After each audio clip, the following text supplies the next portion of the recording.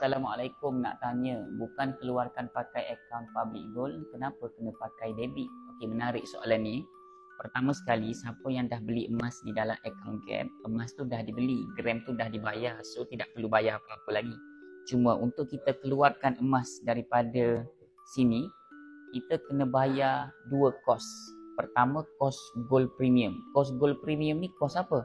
Kos untuk buat emas ni. Contohnya nak keluarkan 1/2 dinar ni, gram ni dah bayar dekat akaun Gap. Tapi untuk bentuk semua ni, dia ada kos gold premium dia. Kos dia tak mahal tuan-tuan, maybe dalam tak sampai RM20 untuk yang 1/2 dinar.